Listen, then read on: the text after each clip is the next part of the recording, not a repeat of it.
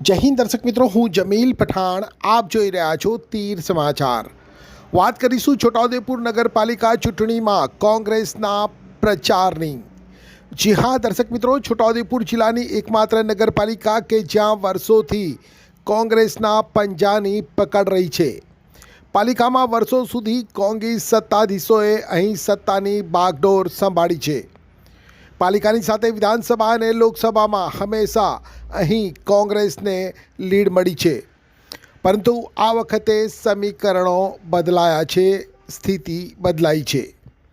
કોંગ્રેસના સિમ્બોલ ઉપર ચૂંટણી લડવા કતારો લાગતી હતી. જોકે આ વખતે કોંગ્રેસ દ્વારા કુલ 28 બેઠકો પૈકી માત્ર 15 બેઠક ઉપર જ પોતાના ઉમેદવારો ઉતાર્યા છે.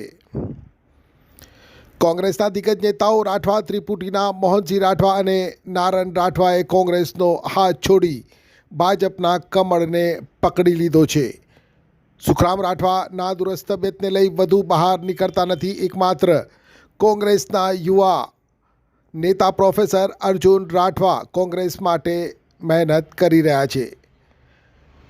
આગામી 16મી ફેબ્રુઆરીના રોજ મતદાન થવાનું છે, ત્યારે પાલિકામાં પોતાનું સ્થાન જાળવી રાખવા કોંગ્રેસ પણ કમર કસી રહી છે.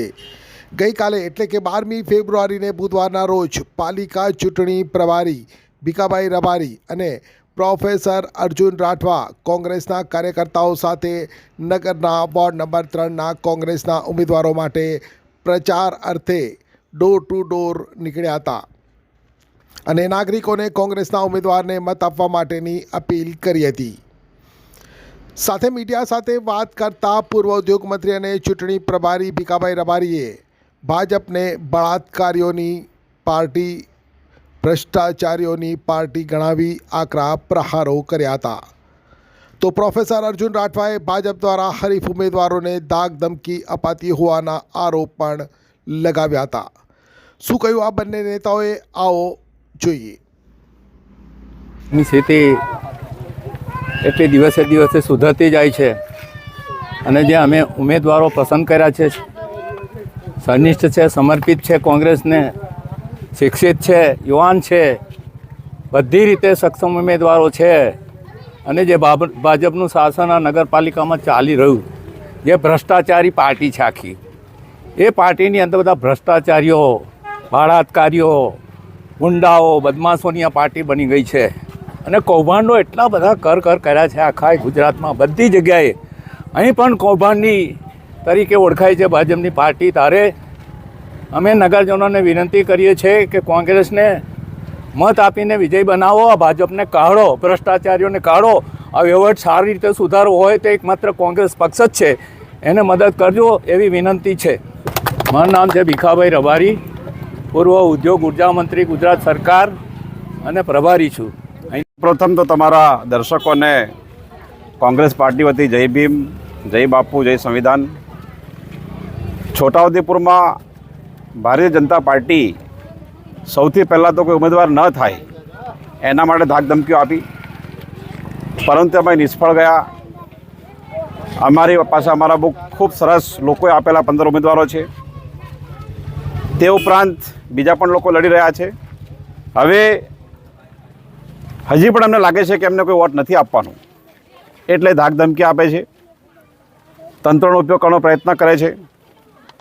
તો અને એમના મોટા મોટા નેતાઓ 2 દિવસ પહેલાં વડોદરાના બિલકુલ બદનામ થયેલા, નિષ્ફળ, જેમના કારણે બદનામ વડોદરા આખું થઈ રહ્યું છે, એ માજી સાંસદ રંજન ભટ્ટ આવ્યા, એમને પ્રબુદ્ધ નાગરિકોને વાત કરી અને એમના આવ્યા પછી પ્રબુદ્ધ નાગરિકોને પણ ખબર પડી ગઈ કે છોટાઉદેપુરમાં જો નગરપાલિકા સારી ચલાવી હોય તો માત્ર ને માત્ર કોંગ્રેસ પાર્ટી એ કામ કરી શકે છે. એટલે એમના આવ્યા પછી કોંગ્રેસનો માહોલ જે કંઈ હતો એનાથી ખૂબ સારો થયો છે. એટલે બીજેપીની જે ધાક ધમકી આપો, લાલચ આપો, એ જે નીતિ છે એને છોટાઉદેપુરની શાણી પ્રજા, સમજદાર પ્રજા સમજી ગઈ છે અને એને જાકારો મળી રહ્યો છે. ખૂબ સારી વાત છે. અમારાથી ડરે છે કે નહીં ખબર નથી, પણ લોકોથી ડરે છે. લોકો સામે બોલવા માટે એમની પાસે કોઈ મુદ્દા નથી.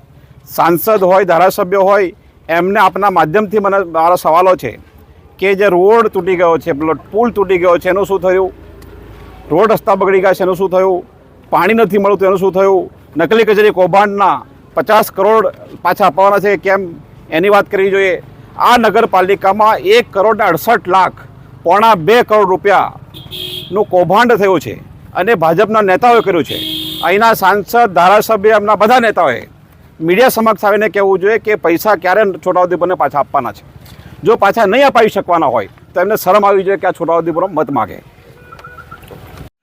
છોટાઉદેપુર સહિત રાજ્ય, દેશ અને દુનિયાના સમાચાર જોવા માટે સબસ્ક્રાઇબ કરો તીર સમાચાર અને બેલ આઇકોન જરૂર દબાવો.